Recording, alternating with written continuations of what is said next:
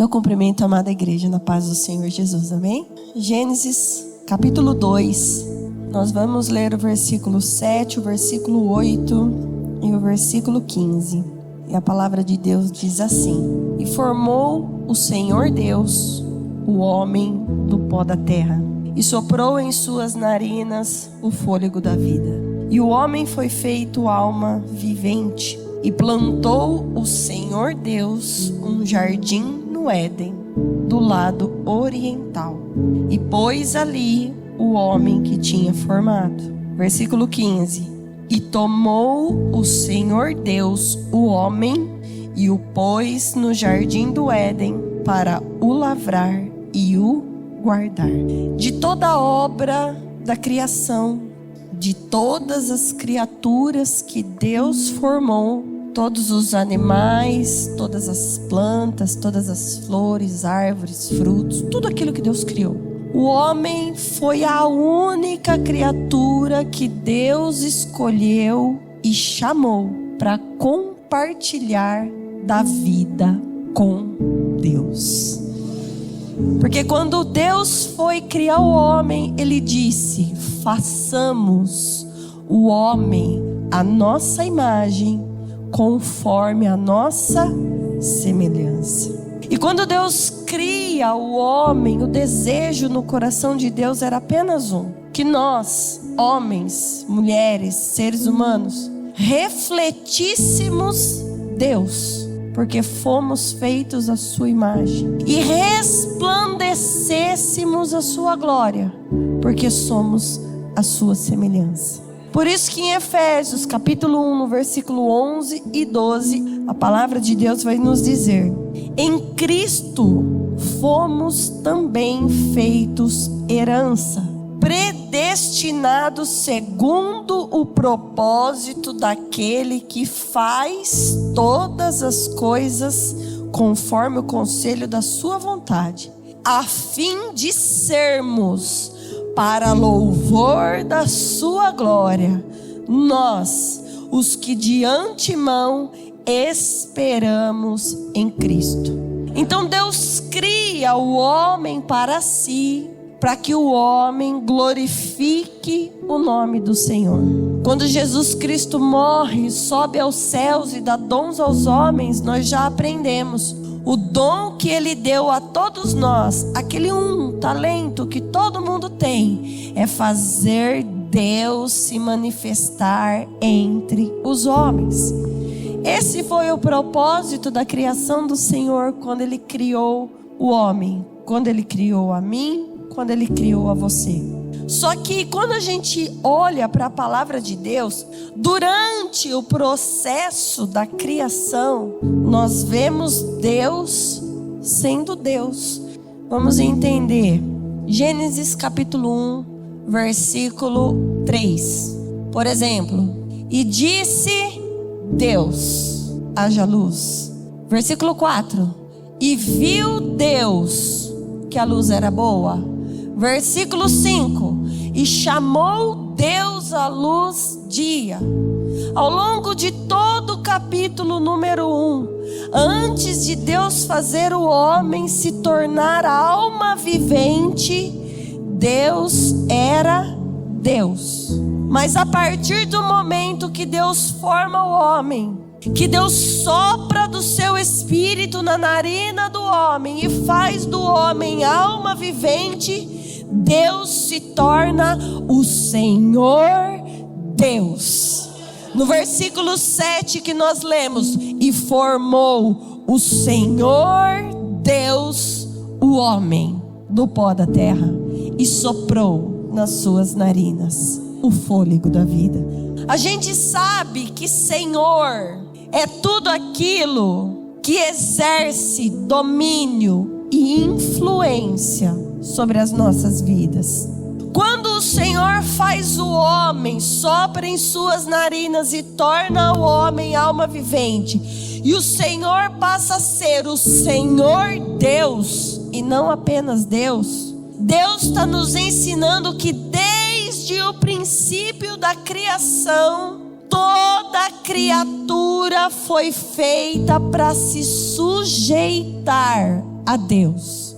Desde o princípio da criação, Deus deixa claro para mim e para você que Ele é Senhor. É Ele quem exerce domínio, é Ele quem influencia.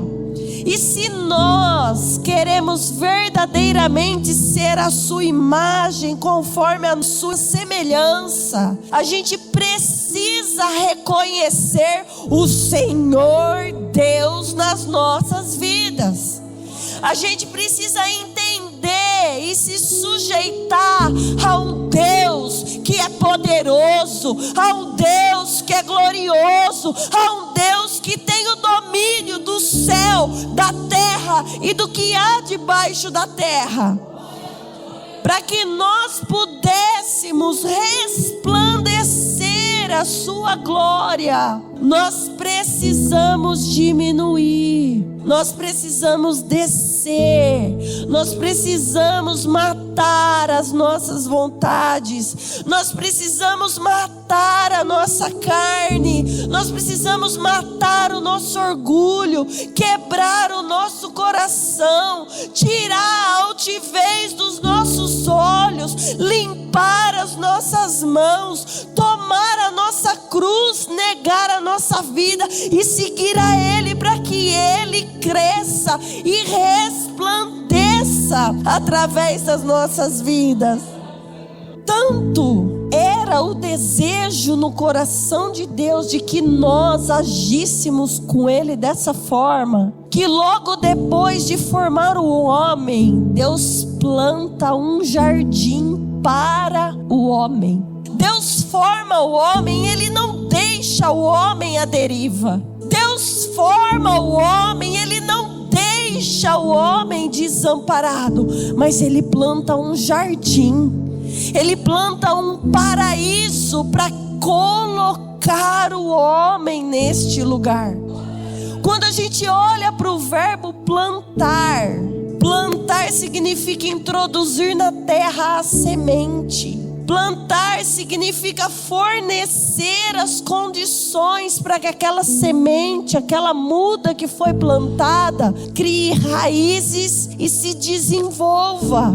Em outras palavras, quando Deus planta um jardim para o homem, Ele está dando aos seres humanos, a nós mortais, pecadores, falhos, todas as condições que nós necessitamos para que a gente se enraize no Senhor, para que a gente se desenvolva no Senhor.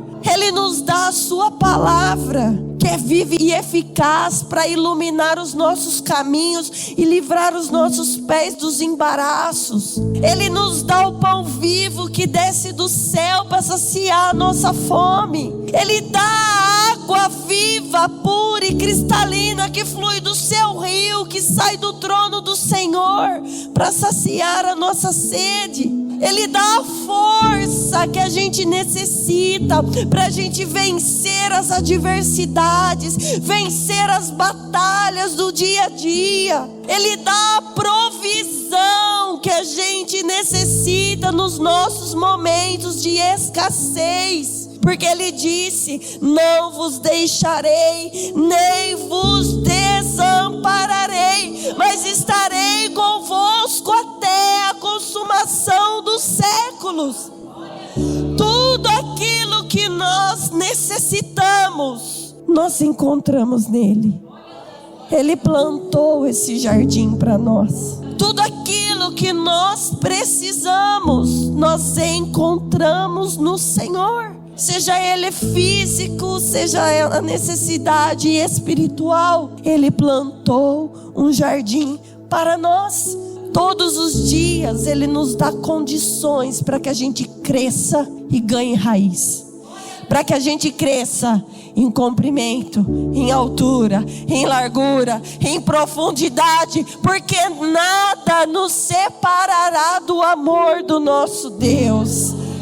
Só que olhando para a palavra de Deus, ao longo do tempo, até os dias de hoje, uma parte da criatura se sujeitou a Deus. Uma parte da criatura se manteve sujeita ao Senhor Deus, e a outra parte não. Quando a gente olha para os corvos, a Bíblia diz que quando Elias teve fome, Deus ordenou os corvos a levar alimento para o profeta. Os corvos se sujeitaram ao Senhor Deus, obedeceram à ordem do Senhor Deus e levou alimento para o profeta. Quando a gente olha Noé terminando de edificar a arca, Deus dá ordem para os animais irem até Noé. Os animais se sujeitam ao Senhor Deus e vão até Noé para entrarem na arca. Quando a gente vê Josué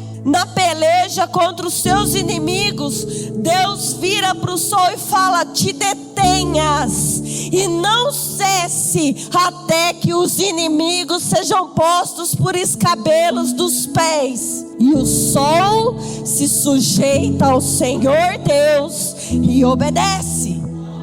Quando a gente vê Jesus no barco com os discípulos no meio de uma tempestade, Jesus diz: vento, aquieta-te, mar, cala-te. E na mesma hora o vento e o mar obedecem ao Senhor Deus e a bonança se faz presente.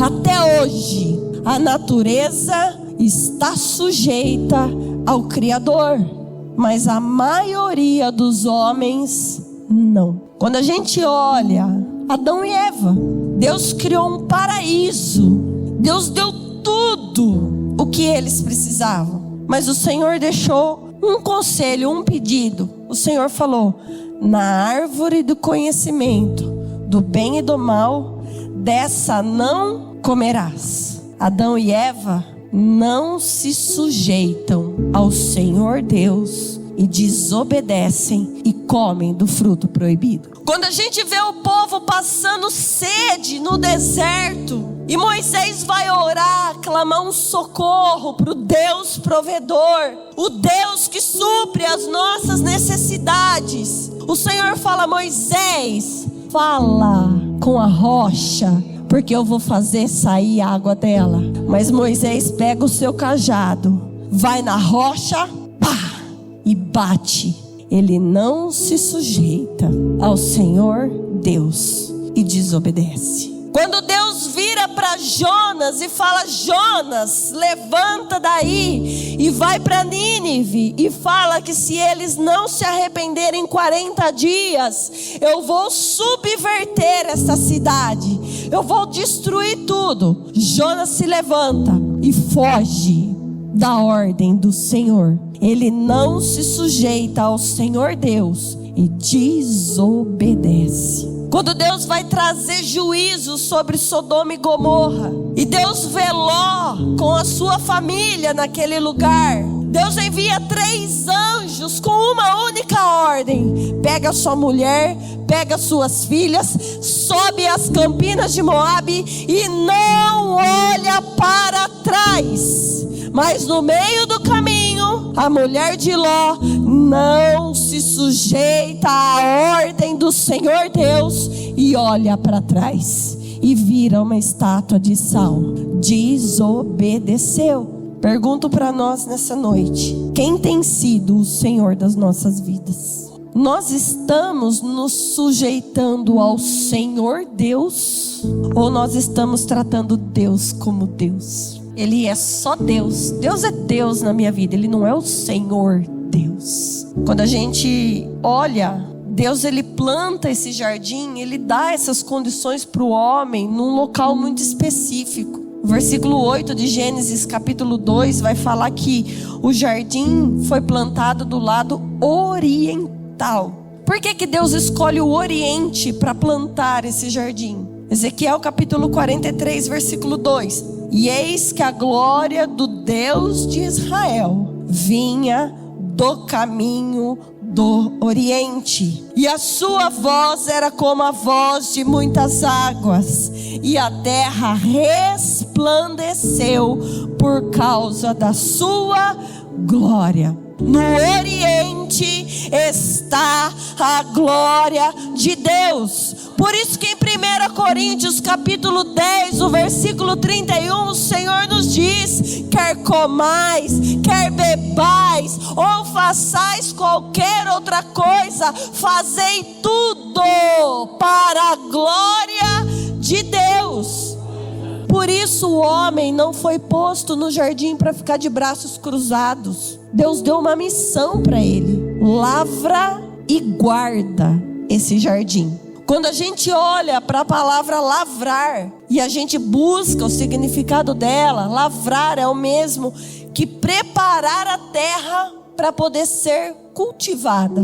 O que Deus tem plantado nas nossas vidas? O que Deus tem dado para mim e para você de condição para que nós ganhemos raízes nele e nos desenvolvamos nele? A gente está trabalhando, se dedicando para manter a terra boa para ser cultivada. A gente está trabalhando para poder tirar eventuais espinhos que possam crescer na terra por conta da nossa desobediência e falta de submissão, porque não nos sujeitamos ao Senhor Deus. Ou a gente tem feito desse jardim um campo de preguiçoso e enchido ele de espinhos e urtigas. O que a gente tem feito com aquilo que Deus tem plantado nas nossas vidas? O que a gente tem feito com a semeadura do Senhor nas nossas vidas? Nós estamos aqui na igreja hoje. Está aqui um lugar que é um jardim. Deus está dando condições para que nós cresçamos na graça e no conhecimento e nos desenvolvamos nele, nos enraizamos nele. Mas o que a gente vai fazer com isso? A gente vai descartar e tratar Deus como Deus? Ou a gente vai se sujeitar ao Senhor Deus e vai lavrar esse jardim para que a boa semente semeada possa encontrar condições necessárias para que ela cresça e se desenvolva de tal forma que nós nos tornemos a imagem e a semelhança do nosso Deus? Quando a gente olha para a missão de guardar esse jardim, guardar é vigiar, guardar é defender, é proteger, é preservar. Guardar é ter zelo, é tomar conta, é conservar tudo aquilo que Deus tem dado a nós, para que a gente possa crescer, conhecer e prosseguir em conhecer ao Senhor. Quantas coisas Deus tem plantado nas nossas vidas e nós não temos lavrado e guardado. A nossa casa tem que ser um jardim do Senhor. O que está crescendo lá dentro? Espinhos? Abrolhos? Ou está crescendo toda árvore boa e proveitosa para se comer? A nossa vida de forma individual é um jardim do Senhor, porque nós fomos feitos do pó da terra. E em Cantares, o amado diz para a amada: jardim fechado és tu, ó amada. Que tipo de jardim eu e você tem sido para Deus? Nós temos lavrado e guardado essa terra para que ela seja frutífera, para que ela cresça no Senhor e ela se desenvolva no Senhor? Ou a gente, como preguiçoso, tá cruzando os braços e tá deixando os espinhos, as maldições tomar conta daquilo que Deus plantou para nós? Se a gente cumprir a nossa missão de viver uma vida de sujeição ao Senhor Deus, a Bíblia diz que este jardim se tornou um ponto de encontro entre o homem e Deus. Todos os dias, na viração do dia, Deus descia no jardim que Ele plantou para o homem, para ter um face a face com Ele. Deus descia no jardim que Ele plantou para o homem, para poder ter um relacionamento com o homem. para poder ter uma comunhão com o homem. Só que se a gente não guarda a terra e não lavra a terra, Deus ele não vai parar de descer. Mas ao invés de descer, fazer a visitação para se relacionar com o homem, ele vai vir para lançar eu e você fora. Porque foi isso que ele fez com Adão e Eva, quando Adão e Eva não lavrou, não guardou e não tratou Deus como o Senhor Deus. Aquele a quem nós nos sujeitamos é Senhor das nossas vidas. A gente está se sujeitando à vontade da carne, saiba que o Senhor da nossa vida é a carne. A gente está se sujeitando ao pecado, saiba que o Senhor das nossas vidas não é Deus, é o pecado. Mas se a gente estiver se sujeitando ao Senhor Deus, e a gente não negligenciar aquilo que Deus ordenou para mim e para você, Apocalipse capítulo 2, o versículo 7 vai dizer: quem tem ouvidos, ouça o que o Espírito diz às igrejas. Ao que vencer, dar-lhe-ei a comer da árvore da vida que está no meio do paraíso de Deus. O Senhor Deus tem algo preparado para mim e para você, que o olho não viu, o ouvido não ouviu e não subiu ao coração do homem. Mas para tomarmos posse, ouça o que o Espírito diz às igrejas. Nos sujeitemos ao Senhor Deus.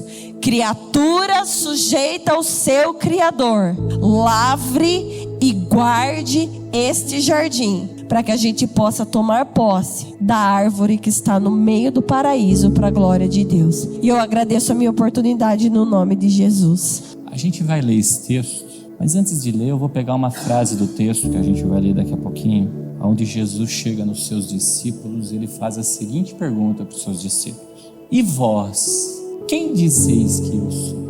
Jesus para nós ele é Deus, ou Jesus para nós ele é Senhor Deus? Eu vou trazer mais uma perspectiva além daquilo que a irmã compartilhou conosco. Gênesis capítulo 1, versículo de número 26 vai dizer assim, e disse Deus, façamos o homem a nossa imagem e conforme a nossa semelhança. Agora em Gênesis capítulo 2, versículo de número 7, diz assim: e formou o Senhor Deus o homem do pó da terra, e soprou em suas narinas o fôlego da vida, e o homem foi feito alma vivente. Se Deus para mim e para você é o Deus que faz, ele só é Deus. Mas se o Deus para mim e para você é o Deus que forma, ele é o Senhor. Deus faz o mar abrir, Deus faz um sistema solar parar, Deus faz o mar se acalmar, o vento se acalmar, Deus faz o cego ver, Deus faz o leproso ser curado. Mas se eu busco Deus só por o que Ele faz, Ele só é Deus na minha vida. Mas se eu busco Deus pelo verbo formar, além de ser o Deus que faz e forma, então Ele se tornou o Senhor. Da onde que Deus formou o homem, irmãos? Do pó da terra. Você sabe qual que é o lugar que Deus gosta de formar o pó da terra? Na casa do oleiro. É lá na olaria que Deus forma. Tem muita gente que busca Deus pelo que Ele faz, mas quando busca Deus para ser um vaso de novo, aí Ele se tornou o Senhor. E quando é Ele que forma, irmãos, Ele forma, como a irmã falou, lá no Oriente está o quê? A glória de Deus. Então Ele forma para eu e você glorificarmos a Deus no corpo e glorificarmos a Deus no Espírito. Então vamos para frente do Espírito. Quem está formando nós? Coração. Quem está formando, irmãos? Quem está formando? Pastor, mas eu estou deixando Deus me formar. Não posso buscar o que Deus faz? Deve. Senhor Deus. Quando Deus é Senhor, Ele forma. E quando Ele é Deus, Ele faz. Não tem uma canção que cantam? Ele é o quê? É isso aí, tá certo. Se Deus fizer, Ele... Deus fizer. Mas se Deus formar, Ele é Senhor Deus nas nossas vidas. Irmãos, e olha que interessante. Quando Deus forma, Ele sopra nas narinas. Olha o que está escrito em João, capítulo de número 20, versículo de número 20 ao 22. E dizendo isto, mostrou-lhe as suas mãos e o lado. Aqui está falando quando mostrou as mãos com as marcas dos furos. De sorte que os discípulos se alegraram vendo o Senhor. Disse-lhes, pois, Jesus outra vez: paz seja convosco. Assim como o Pai me enviou, também eu vos envio a vós. E havendo dito isto, assoprou sobre eles e disse-lhes: recebei o Espírito Santo. Você sabe em quem que Jesus sopra? Em quem se deixou ser formado por Ele. E quem é que foi formado por eles, irmãos? A não ser quem? Os discípulos. Olha o que está escrito ali no versículo 20. De sorte que os discípulos se alegraram. E quando Jesus sopra, Ele fala o quê? Recebei o quê? O Espírito Santo. E olha o que está escrito em 1 Coríntios, capítulo 12, versículo de número 3. Portanto, vos quero fazer compreender que ninguém que fala pelo Espírito de Deus diz: Jesus é anátema, e ninguém pode dizer que Jesus é o Senhor, senão pelo Espírito Santo. Olha aí. Formou Senhor Deus. Por quê? Porque Jesus vem e sopra o Espírito. Mas cuidado, irmãos, tem muita gente dizendo que Jesus Cristo é o Senhor, mas não glorifica no corpo e não glorifica no Espírito. Esse povo me confessa com os lábios, mas o coração está longe. Por que o coração está longe dele? Porque é do coração que procede as fontes da vida. Por isso, Lucas capítulo 9, versículo 18 ao 20. E aconteceu que, estando ele só orando, estavam com ele os discípulos. E perguntou-lhe dizendo: quem diz a multidão que eu sou? E respondendo eles disseram: João Batista, outros Elias, e outros que um dos antigos profetas ressuscitou. E disse-lhes: e vós, quem dizeis que eu sou? E respondendo Pedro disse: o Cristo de Deus. Mateus capítulo 16 vai narrar o mesmo texto, do versículo 14 ao 17. E eles disseram: uns João Batista, outros Elias, outros Jeremias, e um dos profetas. E disse-lhes ele: e vós, quem dizeis que eu sou? E Simão Pedro respondendo disse: tu és o Cristo, o Filho do Deus vivo. E Jesus respondendo disse: bem-aventurado és tu, Simão Jonas, porque tu não revelou a carne e o sangue, mas meu Pai que estás nos céus. A pergunta para mim hoje, para você hoje é: e vós, quem dizeis quem eu sou? Irmãos, lembra quando a nossa irmã pregou da diferença da multidão para o discípulo? Em Lucas, que a gente leu, capítulo 9, Jesus perguntava para os discípulos o que a multidão dizia. Você pode ter certeza, a multidão vai tratar Jesus como Deus, mas discípulo como Senhor Deus. Como Senhor Deus. Por isso, Deus faz, meus. Ele faz o que Ele quiser. Não existe nada impossível para Deus. E não existe nada demasiadamente difícil para Deus. Então sabe o que você precisa, que eu preciso que Deus faça na minha e na sua vida? Ele faz, mas se tu veio aqui por aquilo que Ele faz, Ele só é Deus na tua vida e na minha vida. Mas se eu e você viemos até aqui por aquilo que Ele faz, mas para deixar Ele nos formar a sua imagem, a sua semelhança, pronto, então Ele se tornou o Senhor Deus das nossas vidas. Deu para entender isso? É a busca mais miserável do mundo, buscar a Deus somente por aquilo que Ele faz. Mas um verdadeiro adorador, que adora a Deus em espírito e em verdade, reconhece Deus por aquilo que Ele faz, mas acima de tudo, Ele quer que Deus forma ele, um vaso novo, para a glória do Teu nome. Amém?